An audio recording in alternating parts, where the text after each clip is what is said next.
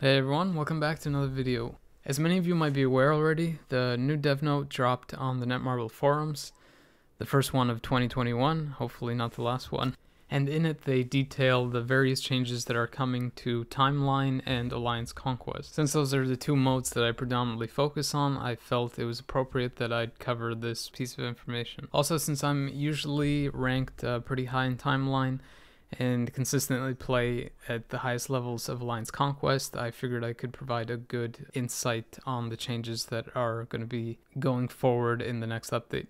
So jumping into the dev note, you can see here that they're introducing a new league or bracket called Top League, but that's not actually called Top League, it's called Challenger League. I'm assuming they just meant that's the highest level now. And this is effectively going to come in place for both Timeline and Alliance Conquest.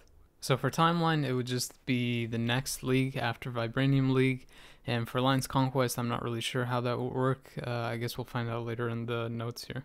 So they say here, since our agents have consistently requested improvements in these pieces of content, we've discussed and prepared a response to hopefully meet all of our agents' expectations.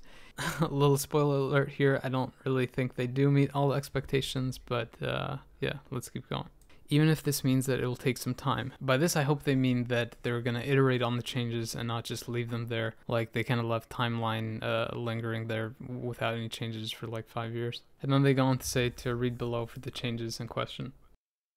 So the first one mentioned here is Timeline Battle Challenger League, and they cover the main points by saying only the top agents in the Vibranium League can participate. It would have been nice if they clarified what the top exactly means, but if I had to guess, I would probably say it would be the top 100 players. But I'm kind of hoping I'm wrong, and maybe it's a little bit more inclusive, like the top 1% or something like that. Either way, I'm not really sure how they're going to handle the top players going into the new league, because most of those players are the ones that spend crystals to constantly refresh their timeline battles and eventually get to the top that way. So I'm not sure how much sense that would make. The people that are paying the most on a weekly basis would be the ones that would be able to compete, but I guess we'll have to wait and see. Agents can be supported by other agents through the cheer system, so this would be much the same as Alliance Tournament, where you would just vote for a particular alliance, but for this it would be for a particular person, I would guess. And Advanced Glory Token, which will be the final reward, can be exchanged for highly sought after materials. The Challenger League will be added as the new top league on top of the previously existing 5 leagues. The Challenger League battles will proceed similarly to the established battle procedure, but as this is a stage for battles between powerful heroes, we will do our best to prepare unique strategy factors and adequate rewards. They've been a little bit better with rewards lately, but given their track record, I'm not really holding my breath that they'll get it right the first time. Hopefully they'll iterate on the rewards as well. In this next part, they basically explain what the cheer system does and how it works. And they basically say how it essentially functions like a point system, that you gain these cheer points and then you could use them for particular buffs. They don't really specify what any of the buffs are or how they work, but maybe it wouldn't make much sense to explain that here unless we see kind of the bigger picture of how everything functions. Despite the fact that I obviously haven't tried this new system, I can already see 2 pretty big glaring issues. The first is the obvious one, that it only includes the top percentile or maybe the top 100 players. The rest of the players are just stuck cheering for the top players. They don't really do anything else. Nothing else will have changed for them. The system is exactly the same how it was and has been for about 5 years now. If you ask me, that's not really acceptable. If they're going to rework a mode, then it has to be inclusive basically to the majority of players. The second issue I see is associated with the cheer point system and I guess the buffs that you can get from them. Although this seems like it adds an interesting mechanic where you can kind of have more variation in the battles, I feel the difference in the points that people get will cause kind of a disparity or an unbalancing in the competition, so it would make it kind of unfair for some people who receive a lot of cheers versus those that don't. It essentially doesn't kind of give an even ground, so the competition is a little bit skewed in that sense. So hopefully they address that in some way, maybe provide a cap to how many buffs you can get from cheers or something like that. Besides these buffs, they also mentioned something about agents amazing controls. I'm not really sure what that means, because it doesn't really make much sense at all.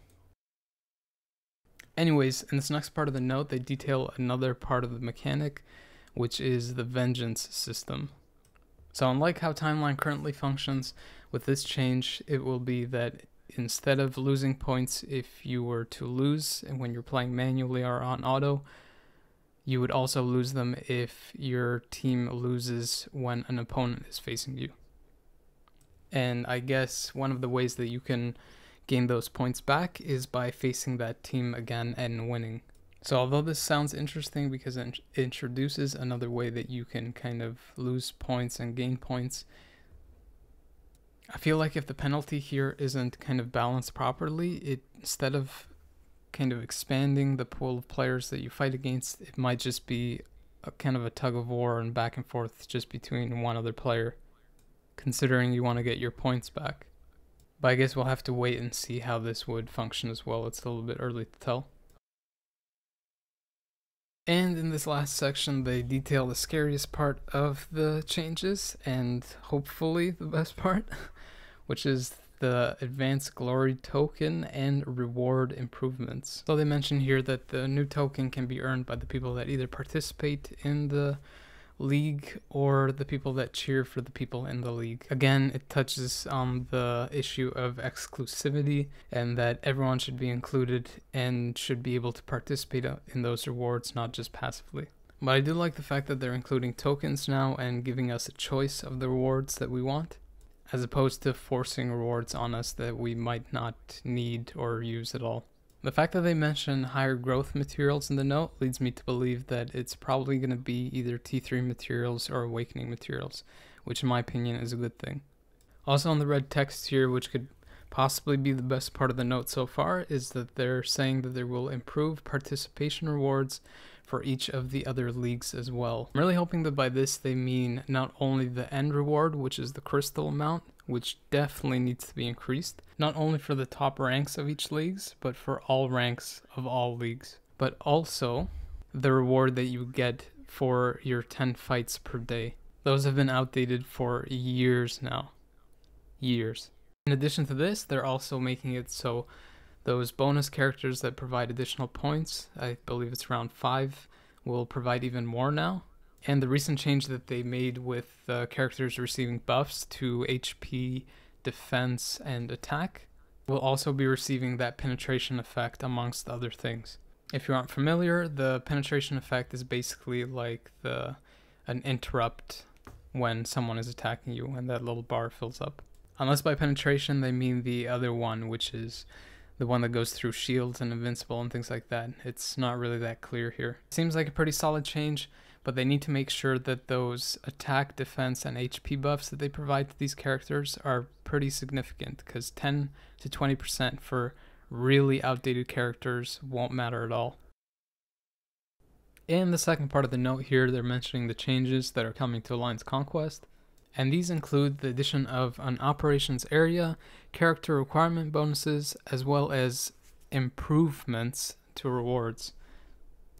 There's also a mention of a new map for Alliance Conquest, which only the people in the Challenger League will be able to experience, and it will be focused in New York. Again, this ties back to the issue I said of only including certain people in reworked modes, which is not really a good thing to have. Now, they do mention that this might not be the final design, but it doesn't look like it's symmetrical like the current Alliance Conquest map. So the operation areas that they mentioned sound a lot like the kind of warp device missions that you find in the Shield Lab. So essentially you take a certain number of characters, send them in this zone, and once they're there, they essentially just stay there and provide you a buff to your entire Alliance Conquest team. If you're familiar with a MOBA game, this basically functions the same as the buff or jungle camps.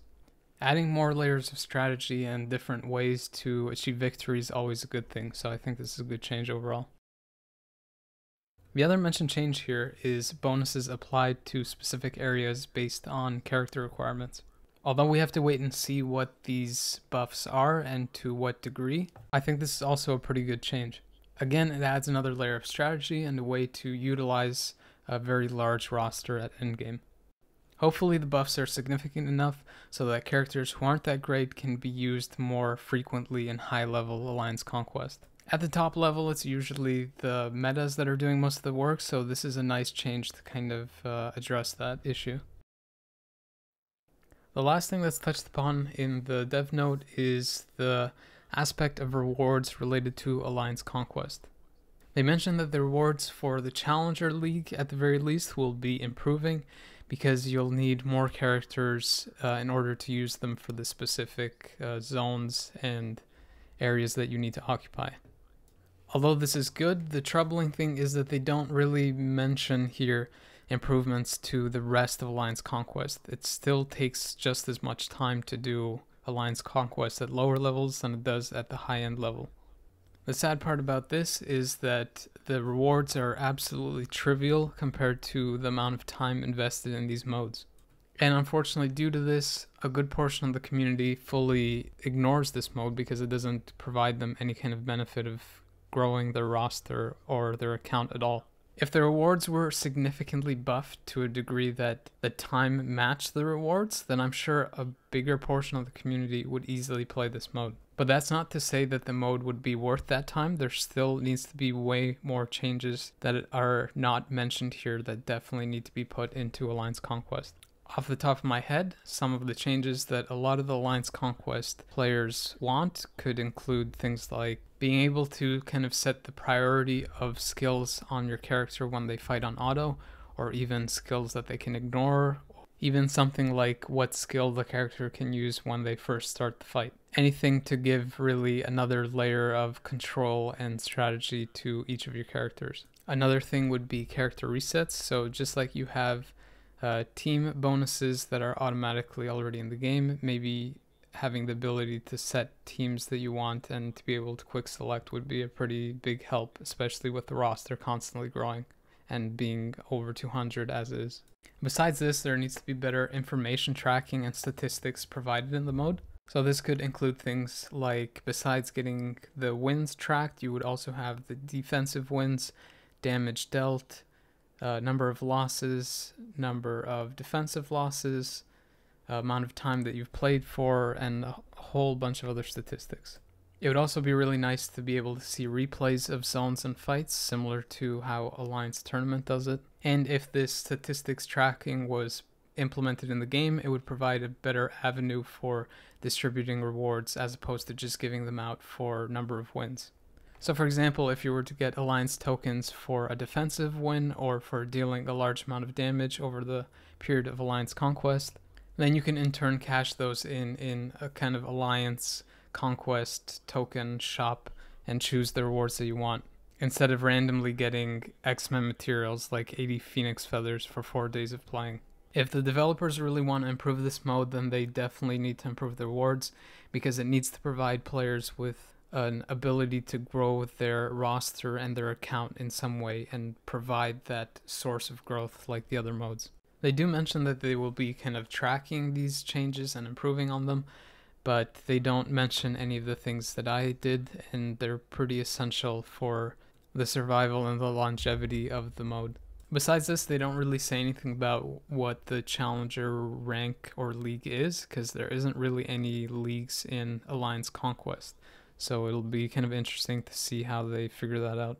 So in summary, even though a lot of these changes seem like they're good, they really depend on how they tackle the aspect of rewards, and they for sure need to address the fact that these are exclusive to the high-end players and the minority. The modes need to include everyone. Otherwise, it's not really a rework to the mode, it's just adding on to it for a limited number of players. The last thing that they go on to talk about is that they will be more than likely upping the cap for ABX and squad battle, because to no one's surprise, the crafted cards and upgraded CTPs have made it a lot easier to cap those scores. So hopefully this means that they also rework the rewards for those modes and make them better, because saying that the majority of players can hit that cap is a pretty big exaggeration. So yeah, that's the dev note. I'm really hoping we get more of these this year, because last year they kind of promised to have more of these and they kind of just dropped off. Anyways, I appreciate you taking the time to watch this. If you found it interesting or insightful, then maybe consider a like or subscribe. It would definitely help me grow my channel. If there's anything you think I missed or maybe should have included in the Alliance Conquest changes, make sure to write that in the comments below. Again, thanks for your time, but the video is now over.